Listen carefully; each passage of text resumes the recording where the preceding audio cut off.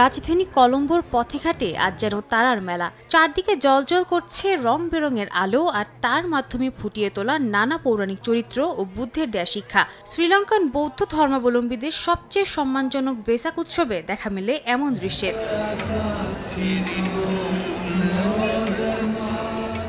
গৌতম বুদ্ধের জীবনের তিনটি গুরুত্বপূর্ণ অধ্যায় জন্ম, নির্বাণ ও মৃত্যুর স্মরণে প্রতি বছরই দেশটি জুড়ে আয়োজন করা হয় নানা অনুষ্ঠানের। এ সময় পথঘাট, ইমারত থেকে শুরু করে সবকিছুকে সাজিয়ে তোলা হয় বাহারি আলো আর সাজসজ্জায়। বিশেষ করে রাজধানী কলম্বোর জাঁকজমকপূর্ণ আয়োজনে অংশ নিতে সারা দেশ থেকে ছুটে আসেন দর্শনার্থীরা।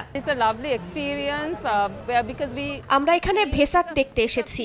এ এক অসাধারণ অভিজ্ঞতা। দেশের নানা প্রান্ত থেকে ছুটে আসা মানুষের সঙ্গে এ আনন্দ ভাগাভাগি করে নিতে পারাও আনন্দের। লণ্ঠনের মায়াবী আলোয় দেখা যায় বুদ্ধ মূর্তির সামনে প্রার্থনায় মগ্ন ভক্তদের। প্রভুকে সম্মান জানানোর পাশাপাশি নিজেদের সুপ্ত ইচ্ছাগুলো ব্যক্ত করেন তারা। অনেকে আবার বুদ্ধের প্রজ্ঞা ও আলোর নিদর্শন হিসেবে প্রদীপ জ্বালান।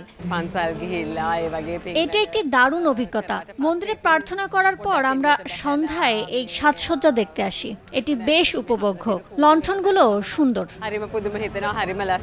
অনুষ্ঠানে ঘুরতে আসা ভক্তদের জন্য প্রায় 8,500 দোকানে বিনামূল্যে খাবার বিতরণের আয়োজন করা হয়। এর মধ্যে ইন্ডিপেন্ডেন্স স্কোয়ারের সবচেয়ে বড় দোকানে একদিনে প্রায় 35,000 মানুষকে বিনামূল্যে খাবার ও আইসক্রিম দেয়া হয়। সপ্তাহব্যাপী আয়োজনে প্রাণের জোয়ারে মেতে ওঠে শ্রীলঙ্কান রাজধানী।